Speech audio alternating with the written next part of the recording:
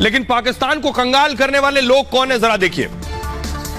ये सारे लाइन से जो आप देख रहे हैं ये ठग्स ऑफ पाकिस्तान है। सबसे पहले मियां नवाज शरीफ, भ्रष्टाचार के मामले में नवाज शरीफ को सजा हो चुकी है।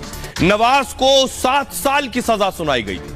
पाकिस्तान सुप्रीम कोर्ट ने प्रधानमंत्री पद से भी बर्खास्त कर दिया था। नवाज के साथ बेटी मरियम को भी सजा हुई थी। दामाद सफदर को भी कोर्ट ने सजा सुना दी थी। ऐसा है पाकिस्तान। देखिए जरा, पाकिस्तान के वजीर आजम यानी प्रधानमंत्री, राष्ट्रपति सब करप्ट। परवेज मुशर्रफ जिनका निधन हुआ आज ही, भ्रष्टाचार के पिता कहे जाते थे परवेज मुशर्रफ। नवाज का तख्ता पलटकर पाकिस्तान की कमान संभाली थी। इन्होंने इमरजेंसी लगाकर संविधान का उल्लंघन किया था।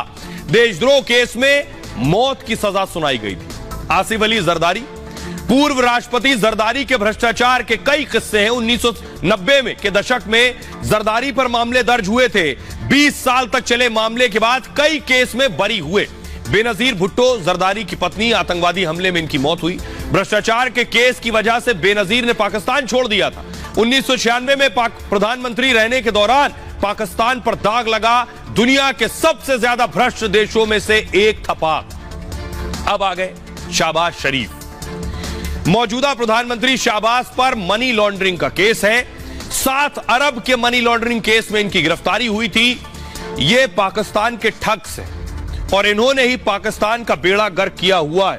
आइए, और यही वजह है कि पाकिस्तान के जो हालात हैं उसके लिए ये लोग जिम्मेदार हैं। हालात में से सबसे बड़ी चीज, भारत से गेहूं नहीं जा रहा है, दूसरे देशों से गेहूं खरीद रहे हैं। ये मार हो रही है गेहूं पर, देखिए इतनी मार हो रही है, इतने बुरे हालात हैं।